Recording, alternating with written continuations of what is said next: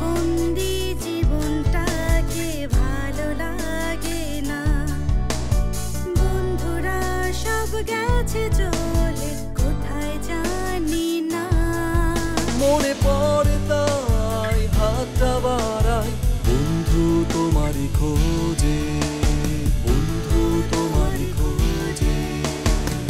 সবাইকে স্বাগত এবং স্বাগত জানিয়ে আমি ইভান সাই শুরু করছি আজকের বন্ধু তোমারই খোঁজে।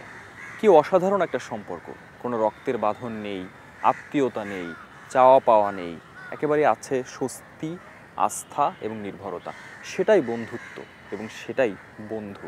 আর সেই বন্ধুদের নিয়ে আয়োজন, আর এই আয়োজনে আমরা প্রিয় কোনো মানুষকে আমন্ত্রণ জানাই, যেটা আপনারা এর মধ্যেই জানেন। তার কাছ থেকে বন্ধু এবং তার বন্ধুত্বের দিনগুলির কথা শুনতে শুনতে নিজেদের বন্ধুকেও একটু মনে করে নিতে চাই, মনে করিয়ে দিতে চাই। আজ আমাদের সাথে আছেন প্রখ্যাত রবীন্দ্রসঙ্গীত শিল্পী সাদি মোহাম্মদ। চলুন দর্শক, আমন্ত্রণ জানাই আজকের অতিথিকে। স্বাগত আপনাকে। কেমন আছেন? এই তো ভালো আছি। আমরা সবাই জানি যে একজন মানুষের, পরিপূর্ণ মানুষের জীবনে বন্ধু খুব প্রয়োজনীয়, বন্ধু খুব দরকার, বন্ধু ছাড়া হয় না, এগুলো সবই আমরা বিশ্বাসও করি। কিন্তু আপনার কাছে আমি আসলে একটু ভিন্নভাবে জানতে চাই, আসলে কতটা ভূমিকা একজন ভালো বন্ধু একটা ভালো জীবন নির্মাণ করতে রাখে? ছোটোবেলায় আসলে আমরা অনেক ভাই বোন ছিলাম। তোমাকে যেটা বলবো যে আমরা ভাই বোন 10 ভাই বোন ছিলাম আমরা কিন্তু ভাই বোনের মধ্যে কিন্তু একটা অদ্ভুত রকম বন্ধুত্ব ছিল আমাদের মধ্যে। মানে কেউ কোনো যে বড় ভাই একটু বকবে, একটু কান মনে দেবে, ব্যাপারটা ছিল। তারপর একটা ভালো লাগা ছিল, ভালোবাসাও ছিল। কিন্তু একটা সময়ে যখন একটু স্কুলে দিকে চলে গেলাম, হাই স্কুল, প্রাইমারি থেকে হাই স্কুলে গেলাম, তো আমাদের বাড়ি মোহাম্মদপুরেই। তো মোহাম্মদপুর গভর্নমেন্ট হাই স্কুল থেকে ম্যাট্রিক পাস করেছি। তো সেটা তখন মনে কর, তখন স্কুলে আমি দেখতাম যে আমার তখন অনেক খেলার বন্ধুরা ছিল। আমাকে আমি যেন সবাই খুব ভালোবাসতো। আমার মানে দুষ্টুমিগুলো খুব মিষ্টি মিষ্টি দুষ্টুমি, ওগুলোর জন্য হয়তো ভালোবাসতো। ছিল মানে দুই একটা দুষ্টুমির কথা স্কুলের মনে পড়ে? সেটা বলি তোমাকে, যেমন ধরো আমার বাড়ি একদম কাছে বলে করতাম কি, ওই জানলার গ্রিল দিয়ে ঢুকে পড়তাম। গেট তো আটকানো থাকতো, আর ছোট্ট ছিলাম, মানে তোমরা যে ভাষায় বলে পিচ্ছি ছিলাম আর কি। ওই পিচ্ছি ছিলাম বলে করতাম কি, বই খাতা নিয়ে ওই জানলা ফাঁক দিয়ে ঢুকে পড়তাম। একদম প্রথম যে বেঞ্চিটা, তার মধ্যে বই খাতাগুলো রেখে আবার চলে আসতাম বাড়িতে। তখন যখন আমি ধীরে সুস্থে যখন মেন গেট খুলতো, আমি এই দেখ আমার বই এখানে পক্ষে বসতে পারবি না। তো এই ধরনের জিনিসগুলো খুব হাসি পায় এখনো। আচ্ছা, কী করে গ্রিলটা দিয়ে গলিয়ে আমি চলে যেতাম ভেতরে, আমি জানি না। তারপরে সেটা ভাবি, এখন আমার অনেক বন্ধুরা, স্কুলে বন্ধুরা অনেকেই মারা গেছে। যেমন ধরো দোজার কথা বলি, আমার এক বন্ধু চট্টগ্রামে থাকতো, কিছুদিন আগেই মারা গেছে।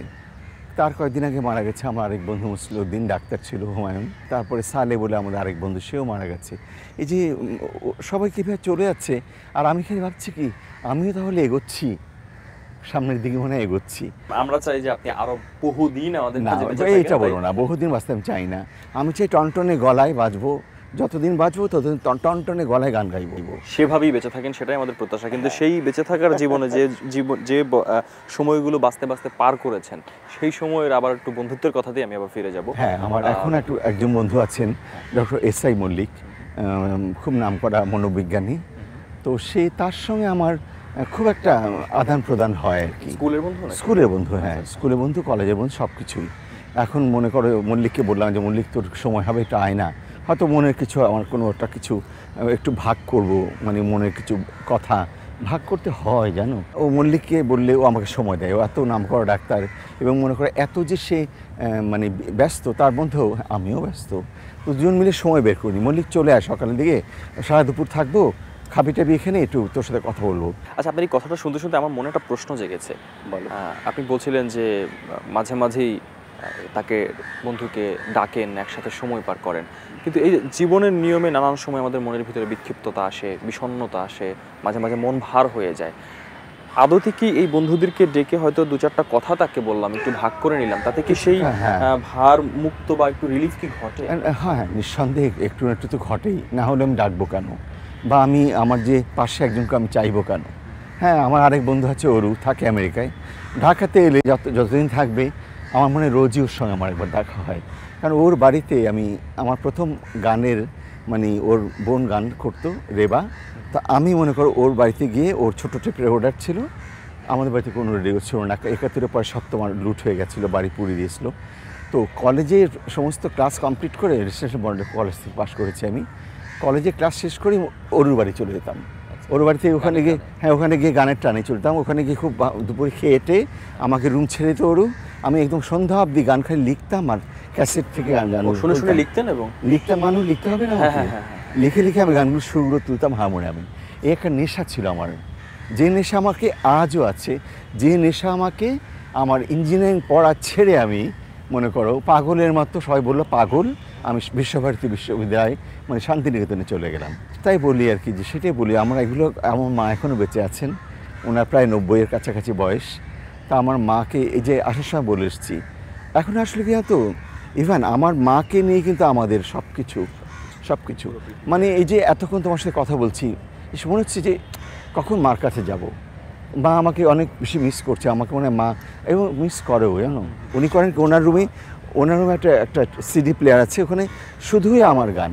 স্কুলের বন্ধুদের কথা বলছিলেন, এখন কি মানে এমন কাউকে মনে পড়ছে? হয় না অনেক সময় কথা বলতে গিয়ে হুট করে কোনো বন্ধুর কথা আবার মনে পড়ে যায়? মনে পড়ছে, আমাদের তো স্কুলের 50 বছর পূর্তি সামনে। এখন দেখা যাচ্ছে যে বিভিন্ন ব্যাচ, তোমার মনে করো 67 সন থেকে এই 2017-তে আর কি। তো এত কচি কচি চেহারা দেখতে পাই এখন আর কি। কখনো যদি একটু মিটিং হলে গেলে পরে ভালোই লাগে। তখন না আমার বয়সটা যে কথা মনে পড়ে না, মানে তোমার সাথে গল্প করছি এমন মনে করছি তুমি আমার একজন বন্ধু। স্কুলে গেলেও আমার এখন মিটিংগুলোতে ওই জুনিয়র ছেলেপেলেরা ওরা একটু বিস্ময় নিয়ে তাকাবে, স্বাভাবিক, যে দেখে বা হঠাৎ করে আমাকে দেখলো কেউ, আবার তো এখন তো তোমরা সব বললেই ছবি তুলতে পারো, সেলফি, ও বাবা অসহ্য লাগে এই জিনিসটা আমার কাছে। আবার ফেসবুক, এটা আরও অসহনীয়। আমার কিচ্ছু নাই, জানো তো, আমি বহুদিন মোবাইল ফোন ব্যবহার করতাম না, আর এখন মোবাইল ফোন ব্যবহার করি শুধুমাত্র মার খবর নিব, ওই মা কেমন আছে, মা কী করছে, ভাত খেয়েছে কিনা, মা কি ঘুমালো কিনা, এই খবরটা নেওয়ার জন্য। আর খুব জরুরি হলে শিবলিকে একটা ফোন দেবো, শিবলি তুই কতক্ষণ বাসায়, আমার তো দেরি হবে, তুই থাক বাড়িতে, আমি আসার পর তুই বেরোবি।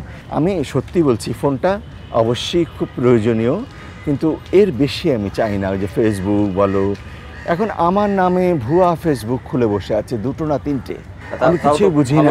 আমাদের অনুষ্ঠানের মাধ্যমে মানুষ কনফার্ম হয়ে গেল যে আমার কোনো ফেসবুক নেই। নিশ্চয়ই এটা একটা বড় ব্যাপার। আমরা আবার একটু বন্ধুত্বের দিকে যাই, একটু কলেজের কথা শুনি। রেসিডেন্সিয়াল মডেল কলেজে, হ্যাঁ রেসিডেন্সিয়াল মডেল কলেজ যখন ভর্তি হলাম, তখন সব বড় লোকের ছেলেমেয়েরা কিন্তু রেসিডেন্সিয়াল মডেল কলেজে পড়ে। আমরা ছিলাম হত দরিদ্র, কারণ 71-এ বাবা চলে গেছেন। বাবা যাওয়ার পরে আমরা একদম ভিখিরি হয়ে গেছিলাম, জানো। সবাই তো গাড়ি চালিয়ে আসতো বা ড্রাইভার নামিয়ে দিত, আমি তো মনে করি হেঁটে হেঁটেই কলেজ যেতাম। তো কলেজে গিয়ে আমি একটা জিনিস হয়েছিল, আমার গান একটু ভুলভাল গান গাইতাম, খুব স্মার্টলি গাইতাম, তাল বোঝে না, গান বুঝি না, কিছু না, কিন্তু হিট গায়ক কলেজের মধ্যে মনে করো। হ্যাঁ, আমাদের কাজী আজিজুর রহমান ছিলেন আমাদের প্রিন্সিপাল, উনি আমার গলায় যখন পড়বেন পায়ের চিহ্ন ওই গানটা ওনাকে শোনাতেই হবে, এবং যখন তখন ওনার রুমে ডাক পড়তো আমাকে, তুই ওই গানটা আমাকে শোনা। আমি দেখতাম ওনার আপন মনে ওনার চোখ দিয়ে জল গড়াচ্ছে। ওনার কী কারণে ভালো লাগতো। আর আমার স্কুলের যে হেডমাস্টার শামসুদ্দিন স্যার, আমাদের ভীষণ প্রিয় মানুষ, ওনাকে তো অনেক দিন পেয়েছি। আমাদের স্কুলের হেড স্যার এবং আমাদের কলেজের প্রিন্সিপাল স্যার, দুজনের মধ্যে একটা অদ্ভুত একটা হয়তো মনেরও মিল এবং ভালো মানুষ ছিলেন। যখন শান্তিনিকেতনে স্কলারশিপ পেলাম, তখন আমি আমার কলেজের প্রিন্সিপাল কাজী আজিজুর রহমানের কাছে আমি গেলাম, কারণ সবাই তো বিরুদ্ধে, যে ইঞ্জিনিয়ারিং পড়ছে, ও পাগল হয়ে গেছে, ও যাচ্ছে শান্তিনিকেতনে। আমি স্যারকে খেয়ার কাছে গেলাম, স্যার কেউ তো রাজি না স্যার। তা অনেকক্ষণ ভেবে বলছে, দেখ বাবা, তুই ইঞ্জিনিয়ারিং পড়া ছেড়ে চলে যাবি, তবে হ্যাঁ তোর তো গানটা হবেই, তবে একটা কথা বলি, তুই ইঞ্জিনিয়ারিং পড় বা গান পড়, এটা তো পড়া, আমি চাই তুই সবার সেরা তোর রেজাল্ট যেন হয়, এবং তোকে আমি সবার উপরে দেখতে চাই। সেখানে গিয়ে একা হয়ে যাওয়ার পর তো বন্ধুরা মিলে আবার একটা পরিবার পেয়ে যাওয়া যায়। সেখানে বন্ধু কারা? ওখানে তো মনে করো, ওখানে বন্ধু সবাই বন্ধু। একটু নামগুলোও শুনতে চাই, মানে কারা ছিল? কতজনের নাম বলো। ওখানে আমি একটা খোলা আকাশ পেয়েছিলাম। শান্তিনিকেতনে আমি গিয়ে দেখলাম যে এমনি পরিবেশ, শুধু পাখির ডাক আর পাতা ঝরার শব্দ ছাড়া কোনো আওয়াজই নেই। আমাদের ক্লাসে ছিল 45 জন মেয়ে, আমরা 5টি ছেলে মনে করো। তো অনেকে আসতো, আমাকে সবাই খুব ভালোবাসতো। কণিকা বন্দ্যোপাধ্যায় আমার গুরু, শ্রী শান্তিদেব ঘোষ, যিনি সরাসরি রবীন্দ্রনাথের কাছ থেকে গান শিখেছেন, সূর্যরঞ্জন মজুমদার, তারপরে সুবিনয় রায়, তারপরে নীলিমা সেন, এনারা মনে করো আমরা পরম্পরা, আমি, বন্যা, পাপিয়া, আমরা কিন্তু এদের কাছ থেকে গান শিখেছি, যারা সরাসরি রবীন্দ্রনাথের কাছ থেকে পেয়েছি গান, তাদের কাছে আমরা শিখেছি। কিন্তু সেখানে এই গান শেখার পাশাপাশি প্রথম কার সাথে একটু ভালো বন্ধুত্ব গড়ে উঠলো বা মজার কোনো স্মৃতি আছে কিনা বন্ধুদেরকে নিয়ে? আছে, আমার অনেক বন্ধু ছিল। আমার বন্ধুদের মধ্যে ছিল যেমন অনিন্দিতা, আমার খুব খুব কাছের মানুষ ছিল অনিন্দিতা। তারপরে ছিল রিনা পাল, তারপরে ছিল অনিতা, মিত্রা, তারপরে ছিল সুমনা। শান্তিনিকেতনের কথা বলতে গেলে না আসলে কথা ফুরোবে না, কিন্তু তাদের বাড়িতে চলে যেতাম গান শিখতে। ক্লাস করেছেন, একটা পর্যন্ত ক্লাস হতো, মনে হচ্ছে না গানটা ভালো তোলা হয়নি। মোহরদি হচ্ছেন কণিকা বন্দ্যোপাধ্যায়, ডাকনাম মোহর, রবীন্দ্রনাথ ওনার নাম দিয়েছিলেন মোহর। তো মোহরদির কাছে চলে যেতাম, মোহরদি কি সাদি কখন এসছো, এত আলতো করে কথা বলতেন। তো বলতেন যে আমার মোহরদি গানটা সকালে গান তুলে দিয়েছেন, ওটা আমার তোলা হয়নি। আচ্ছা এসো ভিতরে এসো, আচ্ছা এসো, নাও তানপুরাটা নাও, আমি তানপুরাটা ছাড়ছি, মোহরদি একটু কোন জায়গাটা হয়নি বলো। কোনো বিরক্তি নেই কিন্তু। আর শান্তিনিতে পাশ করে আসার পরে ঢাকায় এসে না একদম মানে আমি যেন একেবারে অচল হয়ে পড়লাম। মনে হচ্ছে কোথায় এলাম, কারোর সাথে কথা বলতে ইচ্ছে হতো না, মানে কারো কথার মধ্যে কোনো মনে হচ্ছে যেন এমনভাবে কথা বলছে কেন। সাইদ ভাই, আব্দুল্লাহ সাইদ ভাইয়ের কাছে মাঝে মাঝে যেতাম আমি, তো উনি আমায় খুব আদর করতেন। সাইদ ভাইয়ের কাছে গিয়ে বসলে এই তো সাদি এসছে, সাদি কবে গান শোনায় বলো।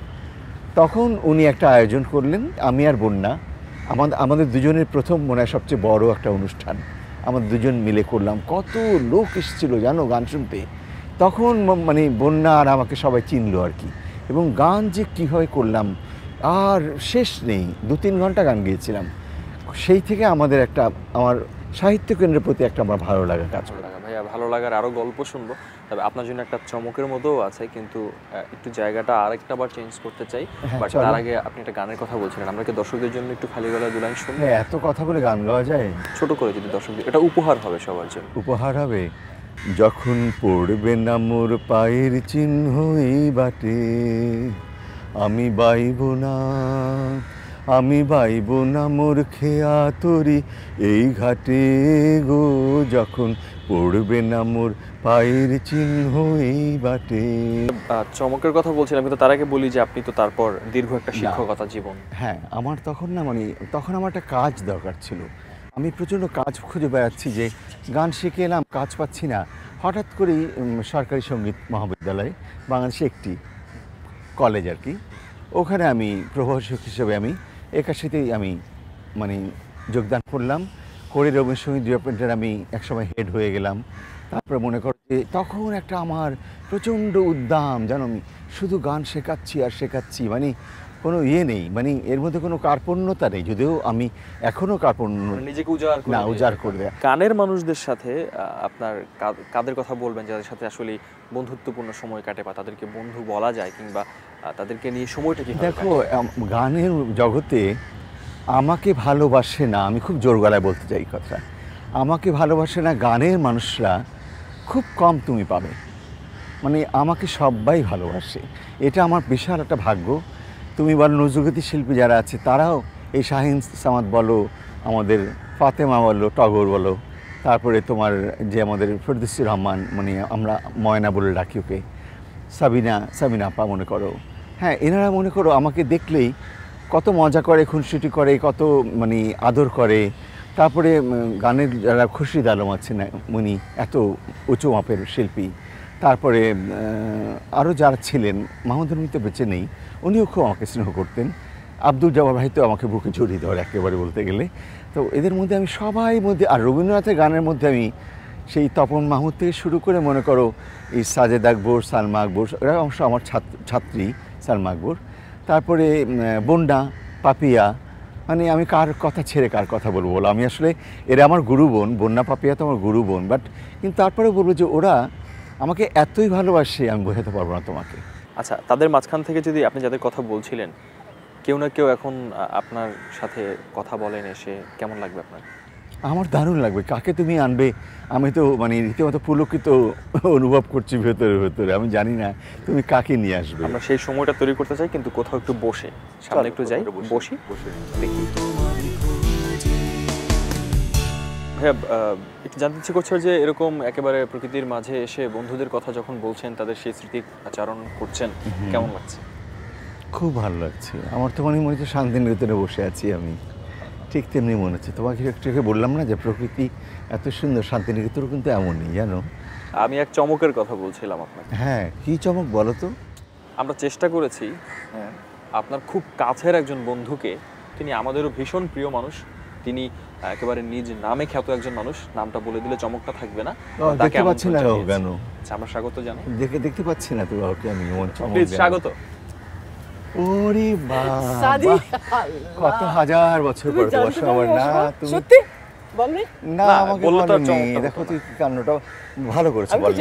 আচ্ছা, আমরা তুমি জানো তুমি যে এসছো, আমি আমার যে কি আনন্দ হচ্ছে আমি তো বোঝাতে পারবো না, বিশ্বাস করো। জানতে না এই কথাটা। ওকে না আমি সবচেয়ে ভালো বুঝি, জানো। আমরা মানে আমি আর ও কোথাও গেলে, সিলেটে চলে গেছি অনুষ্ঠান করতে, সেই পাহাড়ের উপরে তোমার আমাদের মোটেলে রেখেছে আমাদের। সারাটা রাত আমরা শুধু ভূতের গল্প নিয়ে কাটলো আমাদের সারা রাত। কেউ বিশ্বাস করবে যে আমরা দুজনে কিরকম ভূতের গল্প করি। আমার কাছে একটা বিষয় খুব ভালো লাগছে যে একজন রবীন্দ্রসঙ্গীত শিল্পী, একজন নজরুল সঙ্গীত শিল্পী, দুজন পাশাপাশি এবং অমলিন বন্ধুত্ব। সেই বন্ধুত্বের রেশ ধরে একটু আপনার কাছে জানতে চাই, কবে থেকে দুজনের এই বন্ধুত্বটা শুরু হলো? কবে থেকে সাথে? 80s থেকে। এবং কিভাবে শুরুটা কিভাবে? পুরোনো দিনের গান দিয়ে শুরু করেছিলাম আমরা। পুরোনো দিনের গান তখন খুব বিচিবিতে হতো, আর আমিও তখন অনেক পুরোনো দিনের গান গেয়েছি। এত গান করেছি, মানে রেকর্ডও করেছি, টেলিভিশনে করেছি, মঞ্চে করেছি, এবং সেভাবেই আসলে বন্ধুত্ব গড়ে উঠলো। কিভাবে এটা হয় আমি জানি। ঘরের মানুষে বন্ধুত্ব কি বলবো, ওর ঘরের মানুষ, আমি ওর হাড়ি উল্টে গিয়ে খাই, ও আমার বাড়িতে এলে আমার বাড়ি হাড়ি উল্টে রান্না করে, ও সে খায়। আমার মা, বড় বোন, সবার সঙ্গে কোন একটা স্মৃতি শুনতে চাই, সরাসরি দুজনের কোন একটা স্মৃতি, খুব মজার হতে পারে সেটা, আবার হতে পারে এমনও যে একটু ইমোশনাল, শুনলে মন খারাপ হয়। একেবারে সরাসরি দুজনকে ঘিরে এমন কোন স্মৃতি আছে কিনা? তুমি বলো, তোমার কোনটা মনে হচ্ছে? আমার যেটা মনে পড়ছিল যে আমরা নোয়াখালী থেকে ফিরছিলাম রাত্রিবেলা গাড়িতে করে, ভীষণ একটা ভয়ঙ্কর ঘটনা ছিল। বলো না গো, তুমি যদি বলতে। হ্যাঁ, শুনি আমরা। বলো। মানে দুটো গাড়ি আসছিল পাশাপাশি, মানে আগে পিছিয়ে করে, মাইক্রোবাসে অনেক লোক, তার সামনের সিটে আমি আর দুজনে বসা। হঠাৎ করে আমরা একটু ঘুম, সবাই একটু ঘুম ঝিমঝিম। হঠাৎ করে ড্রাইভারটা এক হর্ন দিচ্ছে, তো ওতে আমাদের সবার ঘুম ভেঙে, আমি তাকানোর সঙ্গে দেখি কি সামনে ওই গ্লাসের গাড়ির যে গ্লাসটা, ঠিক গ্লাসের ওই পারে যে তোমার লাইটটা, হেডলাইটটা গিয়ে পড়েছে, ওইখানে সঙ্গে গাড়ি ঘেঁষে দেখি একটা মেয়ে, গভীর রাত্রে কিন্তু প্রচণ্ড শীত, মানে বড় পড়া মতো ঠান্ডা ছিল, 2:30 বাজে, 2:30-3টা মতো বাজে। হ্যাঁ। তখন দেখি একটা মেয়ে ওই আলোর সামনে, গায়ের মধ্যে ময়লা ছেঁড়া শাড়ি পরা, আর গায়ের মধ্যে মাথায়, কানে, গলায় তাজা গাঁদা ফুলের মালা, এত বড় চোখ। ও মনে হচ্ছে গ্লাসটা ভেঙে আমাদের দুজনকে ধরে এখন গলা চিপে দিবে, এরকম লাগছে। সে কি ভীতিকর অবস্থা, চিৎকার করে আমরা, ও চিৎকার, সবাই লাইলা পড়ছে। ড্রাইভার গাড়ি একদম সরিয়ে নিয়ে চলে গেল। কাজ হচ্ছিল, গাড়ির ডান দিকে গাড়ি সরানোর মতো কোনো জায়গা ছিল না।